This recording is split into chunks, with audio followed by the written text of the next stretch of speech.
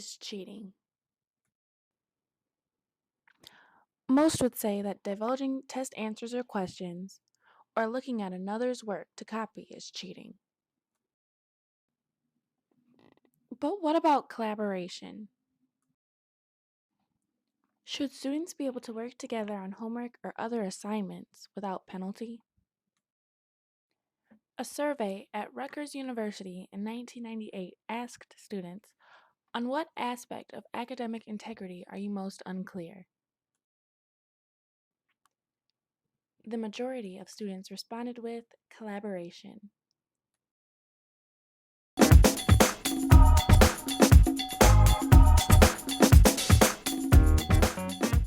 Go. What is your definition of collaboration? Working with other students to finish an assignment. Collaboration is when everyone works together to equally contribute to solving a problem. An example could be like a physics problem where everyone works to derive an equation, putting certain parts in through conceptual memorization and remembering things.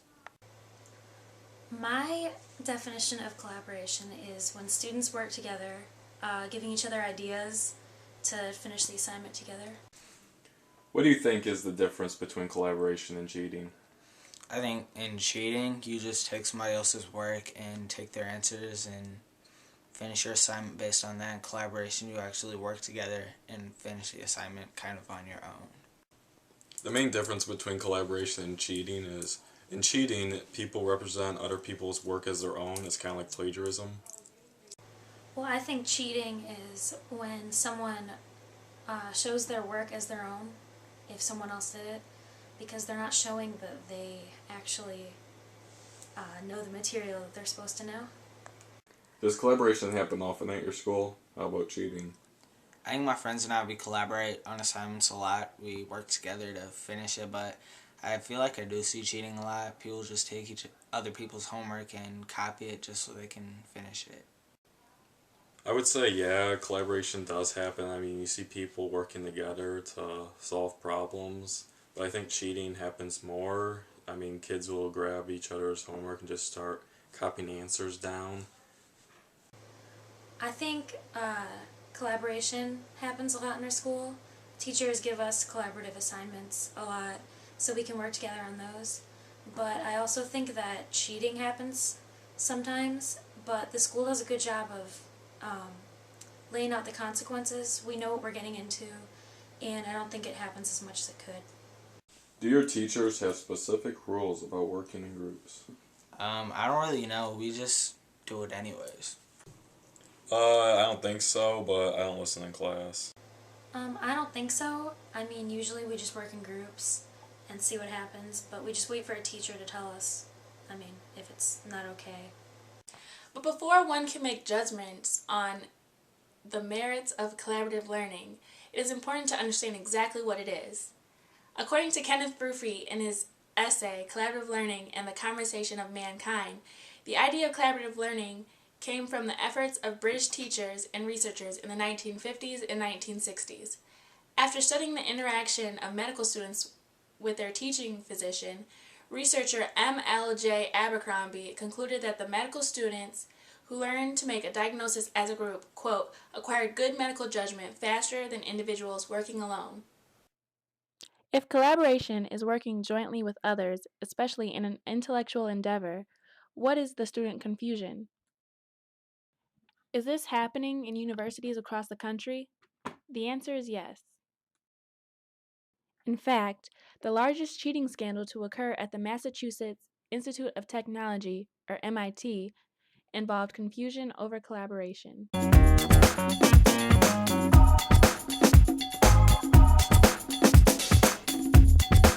During the spring of 1990, a scandal rose which involved 73 students cheating. This came as a huge shock, not because the aspect of cheating in the classroom was unheard of before, but because this was at MIT, a renowned school. The class was computers and engineering problem solving. So Nigel Wilson was the professor at the time, and he gets an email at about 5 in the morning. This kid's turning in his programming assignment, right? It's pretty normal at MIT. Go visit there. You'll find out how normal it really is. Well, the kid's been working on this all night. And he also sends a tip. The tip is that people have been copying, they're joint coding, they're copying lines, they're all working together looking at other people's computer programs and just, it's all identical. Well, the professor is alarmed. He would never expect this from such high caliber students. Well, he goes to his teacher assistant. He's like, "Hey, buddy, I need you to build a program that will check for cheating." Well, the assignment was to build a program that solves a certain problem. It has to be 200 to 250 lines of code. Well, the chances that each student has the same 200 to 250 lines of code is extremely small. I think we all see it. No one needs to go through the math. Well, the teacher assistant goes and he finds something alarming. 73 students have the same code written for the entire program. Basically, it was easy. The significance was collaboration was on trial. Is it cheating?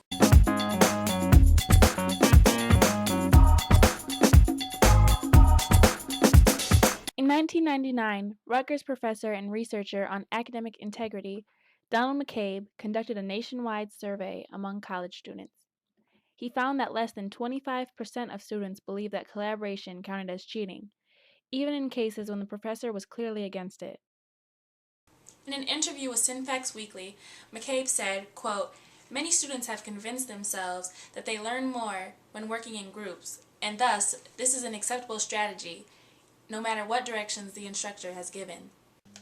Did you know collaboration is only effective when the members involved openly converse their ideas and participate equally in the assignment? Although some professors praise the idea of collaboration, others find it academically dishonest. This leads to confusion among students because clear rules concerning collaboration aren't made. Students are unaware of their wrongdoings until they receive the punishments for their actions. For a slower audience, that's when they receive an F. Andrea Lunsford, a proponent of collaborative learning and author of Collaboration, Control, and the Idea of a Writing Center, found that collaboration is so useful, it is used in many professions, including engineering, chemistry, psychology, modern language, services management, international city management, and technical communication. Because many jobs require collaboration, students must master the skill in order to prepare for the workplace.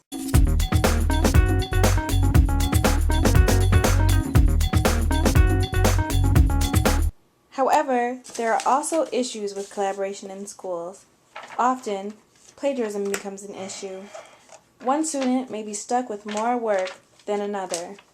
How do I get stuck with all this work? Pepperoni pizza, that's not even my homework. This ends up in unfair grading. When students work together, there is no way for a professor to know who is understanding and who is not. Hey teacher, why Bobby get the A and I get this F?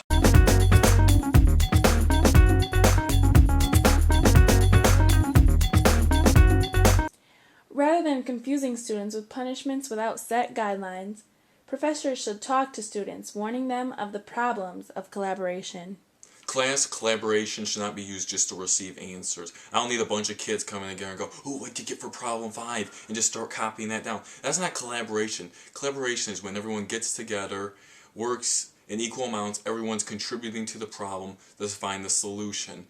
I don't need all this cheating because then I'm going to be pissed off. You're going to be pissed off because I'm going to be failing you left and right, and I don't care. I'm just going to be sitting back drinking coffee. Look at me. I'm doing it right now. Go ahead, call my bluff.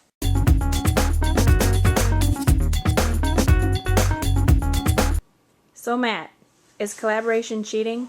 It can be, but when done correctly, everyone involved benefits.